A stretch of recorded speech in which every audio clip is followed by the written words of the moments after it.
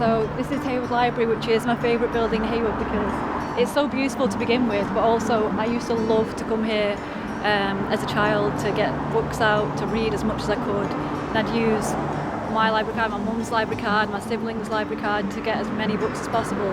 And there's something that you feel safe in a library, and it's a way to grow and develop yourself as a person, to read books. And yeah, I think they're so important in all communities. So when I was a kid, if anybody ever said, what would you like to be when you grow up? I said either a clown, a writer, an artist, or a psychiatrist.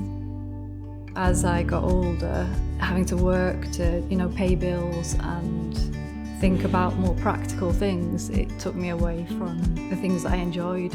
I mean, I've had various diagnoses, like anxiety, depression, ADHD, complex PTSD. For a long time, I didn't show myself the kindness that I would show other people. And I didn't have a sense of self-worth to think that anything I did mattered. So I've always liked to write to friends. I think that's when I struck on the idea of creating postcards for people using collage. The reason I like it is it's a really democratic technique because you can just use the things that you have to hand. So you just need scissors and glue. It's enjoyable because it's just about shapes, colours, images and ideas. The way that I've approached it generally is to have images that maybe clash a bit or maybe don't on the surface make sense, but there is something that does tie them together that if you want to look closer or find that out, it's a bit like a mystery, then you might be able to work it out. I love to receive things in the post that have meaning because we don't really correspond apart from online, virtually. So it's about having the actual physical thing that somebody's made and then they've gone to the effort of posting it to you.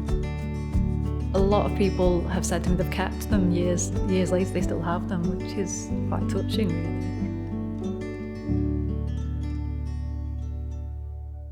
So to get over the fact that I felt like there was no point in me pursuing anything artistically, there were two significant moments. One was that I made a postcard for a writer called David Rose because he'd just become frustrated with not getting recognition.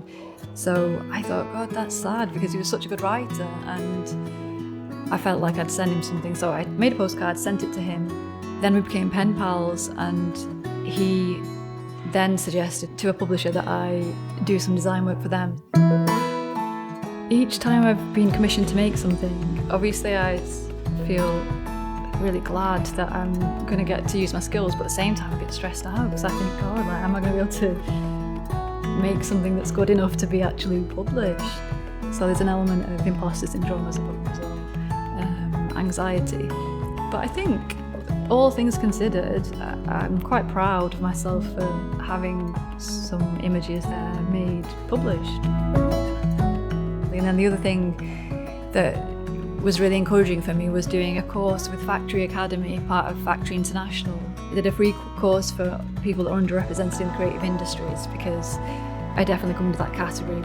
Working class, have disabilities, was single parent at the time, and I did a course with them and then I got a paid internship being surrounded by creativity and working in quite a prestigious place.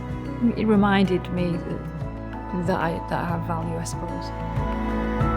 So I grew up in Heywood and I've had conflicting sort of feelings about the place.